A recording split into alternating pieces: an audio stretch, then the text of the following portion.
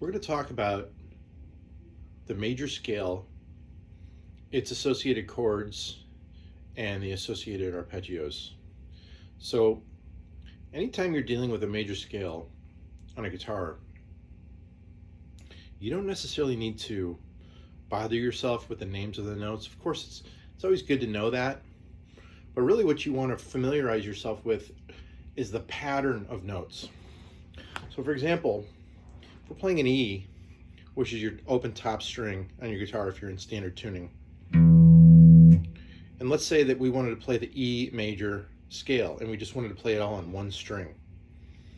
Well, if you know anything about guitar, you know that this fret right here with the two dots on it represents your new octave. So if we have an E down here, we also have an E right here, right? So you know that. So the major scale technically ends on the 7, which would be an E flat, but most people resolve it back up to the root. So they start on the root and end on the root.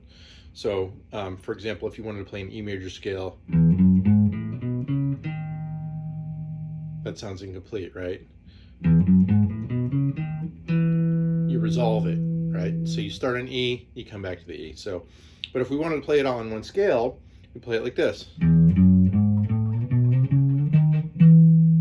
Okay, so look at what I did here. I went 0 fret, then I went 2, then I went 4, then I went 5, then I went 7, then I went 9, then I went 11, then I went 12. Now, this is the pattern for any major scale. So when you're talking about steps on a guitar, every fret is considered a half step, so therefore every 2 frets would be considered what? A whole step, right? So you're playing 0 fret, you're going a whole step, you're going a whole step, then you go a half step, then you go a whole step, whole step, whole step, half step. So in other words, you got root, whole step, half step, then whole step, half step. And you're going to find that on every single major scale that you play. It's all the same. So let's say that we wanted to play an A major scale, which is on our 5th string. Not the top one, but the second to the top. Here's our A. Then we're going to go whole step, half step, half step, half step, or excuse me. Let me start that over. Root, whole step, half step, whole step, whole step, half step. So it's always root, whole step, half step, and then whole step, half step. So 2 whole steps, 1 half step, followed by 3 whole steps and a half step. Now, in all of these major scales, you have a total of 8 notes if you resolve it back up to the root, but really there's only 7 notes in the scale, right? So we got, right? So you got 1, 2, 3, 4, 5, 6, 7,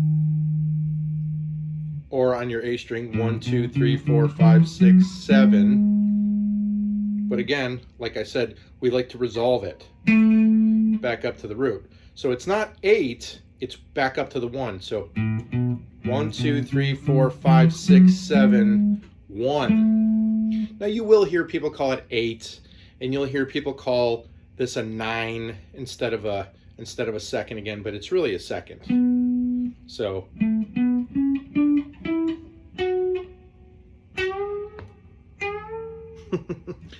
I don't have 24 frets on my guitar, but anyway, you'll hear people call that 8, 9, 10, 11, 12, 13, 14, 15, or whatever. But that's not technically right. But anyway, it helps people who are playing in 2 different octaves to know which octave they should be in if you tell them to play notes 8 through 14 or 8 through 15 or whatever. But anyway, you're always dealing with roots, seconds, thirds, fourths, fifths, sixths, or sevenths. Now, of course, there's you're gonna run into flats and sharps, right? So if you got 0 fret on the top, and then you get your F sharp right here, well, there is a note in between those, which is an F, but it's just not in the E major scale. That's all.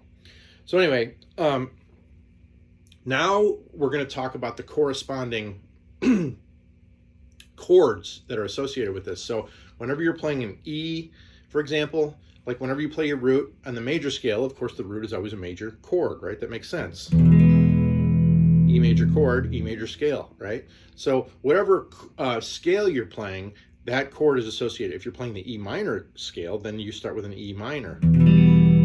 But we're not. We're playing the E major scale. So you're going to start with a major on your root, or your one, or your first. Then you go up to your 2, which we talked about was the second note in our scale, and that's always a minor.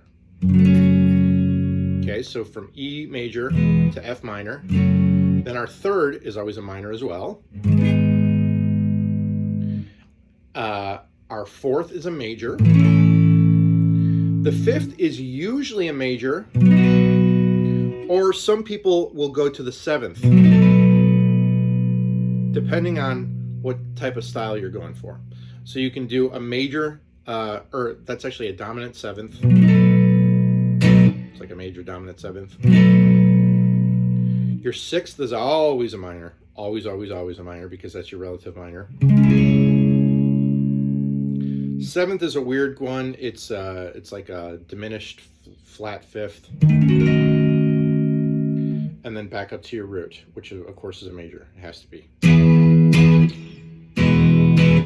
So 1, 2, 3, 4, 5, 6, 7, 1. The corresponding chords are major, minor, minor, major, major, minor, diminished, major. Now again, the 5th, you can vary it up between a major or a dominant 7th. So let's do one with a dominant 7th thrown in the 5th position instead of a regular major.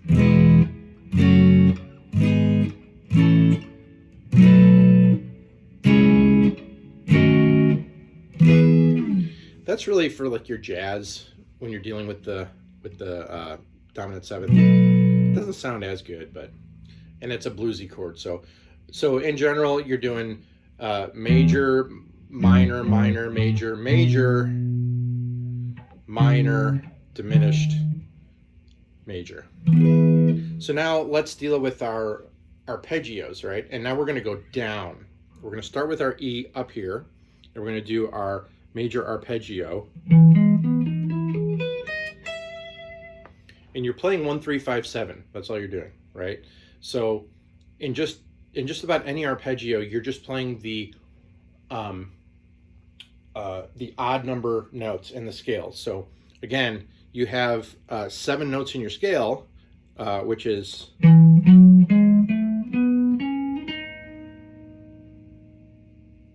right. So we're not resolving to that yet. We're just talking about the 7 notes. Right? So if instead of playing all 7 of those notes, I only played 1, 3, 5, and 7, it would be like this. Right? And if I played 2 octaves worth of E major scale arpeggio, it would be. And of course I want to resolve up to the E when I'm playing. So okay. Now if we move down to our 7th position, that's that strange diminished, which the 1, 3, 5, 7 is this. Or just 1, 3, 5, 7, 1, 3, 5, 7, 1, 3, 5, 7, 1. Right? Is that right?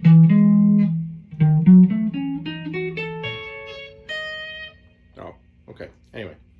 And now down to our relative minor, which our minor scale is going to be.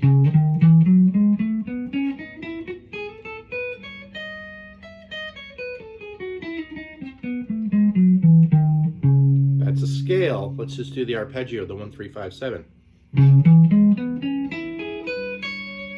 or just that's 1 3 5 7 1 1 3 5 7 1. Okay, now down to our 5, which we can do a major here. Or if you want to do a dominant 7th, I think sounds better here.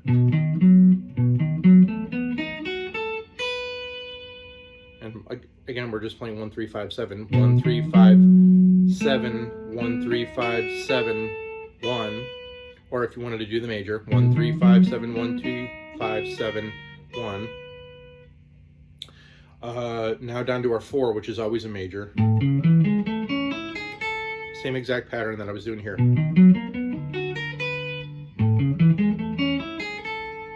Now down to our 3, which our 3 is just a half step from our 4, and we'll play our minor arpeggio there again. 2 minor arpeggio, and then resolve down to our E, or